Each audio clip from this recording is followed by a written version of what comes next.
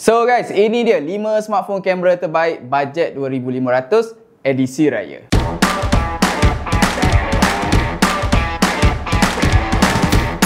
Hai guys, kembali lagi. Video lepas aku dah share 5 smartphone kamera terbaik bajet RM5,000 edisi raya. Yes, aku faham tak semua mampu untuk miliki sebab kita akan fokus more spend kepada barang raya.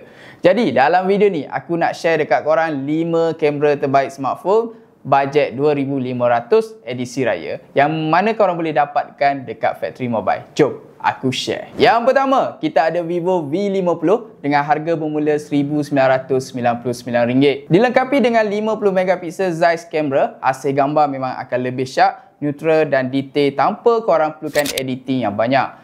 Kamera depan pula 50 megapiksel Zeiss Root Selfie kamera, confirm semua orang akan masuk dalam frame. Ditambah pula dengan aura light yang mana gambar pada waktu malam tetap cantik dan lebih nampak profesional. So untuk kaki portrait dan kaki selfie memang sangat sesuai dengan Vivo V50 ni. Yang kedua, untuk peminat Oppo, kita ada Oppo Reno 13 dengan harga bermula RM2,299. Kamera utama 50 megapiksel menghasilkan gambar yang sangat sharp. Manakala kamera depan 50 megapiksel memang cun untuk selfie. Dengan AI Enhanced Photography, skrin yang korang akan nampak memang smooth, neutral tanpa overprocessing. Bagi yang suka ambil gambar yang banyak dengan cepat, Oppo Reno 13 adalah pilihan yang terbaik. Yang ketiga, kita ada Honor 200 Pro dengan harga RM2,499. Kamera 50 megapiksel plus ultra wide 12 megapiksel dan telefoto 50 megapiksel. Memang sesuai untuk korang yang suka snap gambar zoom jauh tanpa hilang kualiti. Autofocusnya memang sangat laju, confirm korang tak akan terlepas momen penting ketika raya. Selain itu juga AI processing pada kamera ni juga sangat balance, menjadikan warnanya lebih neutral, detail jelas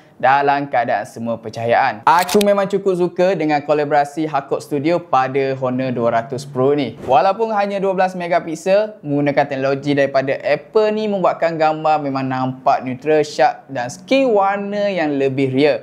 Autofocus memang pantas dan dynamic range dia yang sangat luas. Keempat, untuk peminat iOS, kita ada iPhone 13 Pro dengan harga bermula RM2,500. Menjadikan gambar stay cantik walaupun dalam keadaan pencahayaan yang mencabar. Kalau korang suka hasil gambar yang konsisten dan tanpa perlukan editing tambahan, iPhone 13 Pro adalah pilihan yang terbaik. Dan yang terakhir, kita ada Xiaomi 14T Pro dengan harga bermula RM2,599. Dilengkapi dengan 50 megapiksel Leica main camera. Gambar yang dihasilkan memang lebih sinematik dengan warna yang deep dan detail yang sangat sharp. Kamera telefoto 50 megapiksel memastikan zoom tetap sharp. Manakala ultra wide 20 megapiksel yang sangat sesuai untuk snap gambar dalam keadaan ruang yang sempit seperti dalam rumah ataupun meja makan raya yang penuh dengan hidangan. Yang mana kalau korang suka snap gambar dalam keadaan low light, Xiaomi 14T Pro adalah pilihan yang paling aku sarankan. So guys, antara kelima-lima smartphone ni, yang mana korang akan pilih? Cuba komen.